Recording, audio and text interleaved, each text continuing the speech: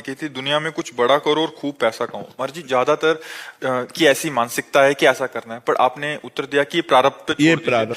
पर महाराज जी क्या मेहनत करना छोड़ दें, या ये भी प्रारब्ध के अनुसार ही हो रहा है, या हमसे करवाया जा अब रहा है? जैसे हम पढ़ाई पढ़ रहे हैं, तो हम पढ़ाई पढ़ रहे हैं कि कोई अच्छी नौकरी मिले, हो सकता है ना मिले, हो सकता है मिले, और अगर प्रारब्ध में होगी तो हो जाएगी। नहीं, गाय भैंस पाल करके उनकी सेवा कर रहे हैं, अपना पेट पाल रहे हैं, और डिग्री है।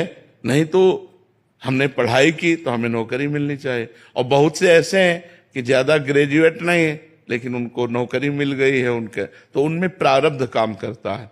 तो वो प्रारब्ध है, उसमें प्रारब्ध काम करता है। रुपया पैसा उन्नति लाभ में प्रारब्ध काम करता है। वो वैसे ही आपसे कर्म करा लेगा, लेकिन भगवत प्राप्ति में प्रारब्ध काम नहीं करता, इसमें पुरुषार्थ काम करता है। हमें जबरदस्ती भजन करना पड़ेगा, हमें जबरदस्ती गंदी चीजें त्यागनी पड़ेंगी, अच्छाई धारण करनी पड़ेगी, तब हम भगवान के मार्ग में चल पाएंगे।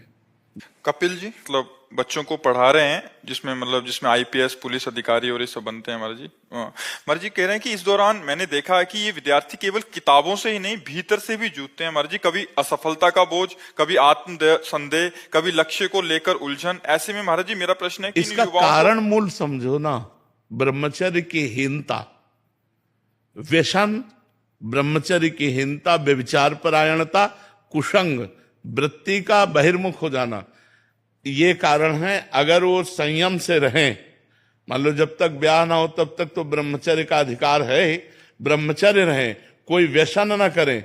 अगर हमारे ब्रह्मचर्य है तो हमारे अंदर तेज है, हमारे अंदर स्मृति है, हमारे अंदर जूझने की ताकत है, हर विपत्ति से लड़ने की ताकत है। आज जो संशय, जो विपरीत भावना, जिसे निगेटिव विचार कहते हैं, प्रमाद, जो हमें करना चाहिए वो हम नहीं कर पा रहे, उसका कारण ब्रह्मचर्य की हीनता, खान पान अशुद्ध,